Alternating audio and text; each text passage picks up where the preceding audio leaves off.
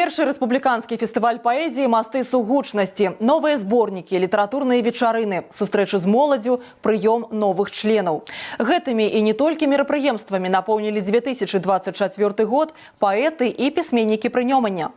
Да слова, з улікам новага папаўнення сёння ў шэрагах абласнога аддзялення Саюза пісьменнікаў 46 членаў. Асабліва блізкімі дзеляцца творцы ў апошні час сталі дзве тэмы – 80-годдзя вызвалення ад нямецка-фашысцкіх захопнікаў і 90-годдзя Саюза пісьменнікаў Беларусі. Больш падрабязна аб гэтым і не толькі ў каментарыі дня.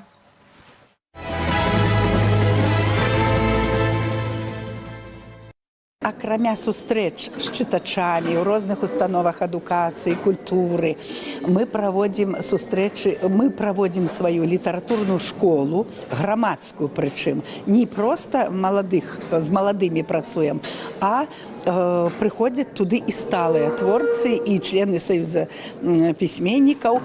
І вось з маладымі творцамі мы правялі семінар. Вот впершыню мы правялі абласны семінар з маладымі творцамі. Сюды прыехала, мы заклікалі, і адгукнулася у нас 9 чалавек. Гэта вельмі добра для нашай вобласці.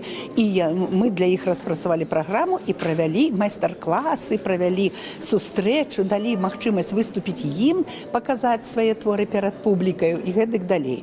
Мы, узялі такі накірунак ствараць калектыўныя зборнікі. Цяжка надрукавацца сёння.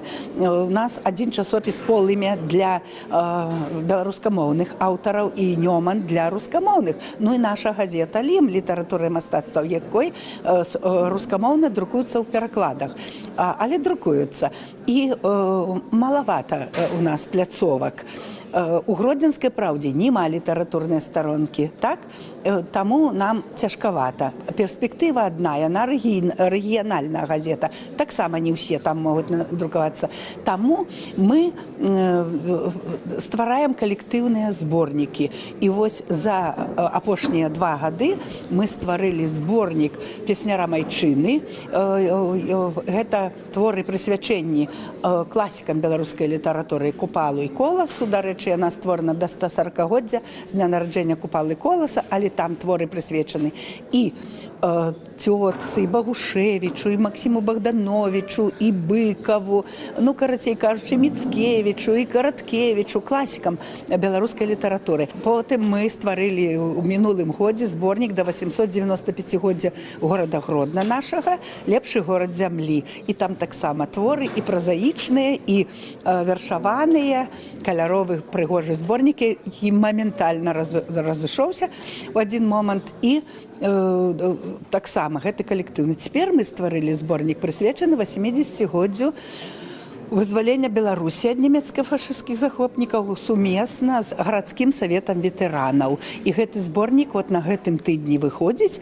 Ён называецца «Памяці вечны агонь». Яшчэ мы стварылі свой альманах, чарговы нумар, уже 8 раз у 2 гады ён у нас выходзіць, дзе мы паказваем твар нашага гродзенскага абласнога аддзялення.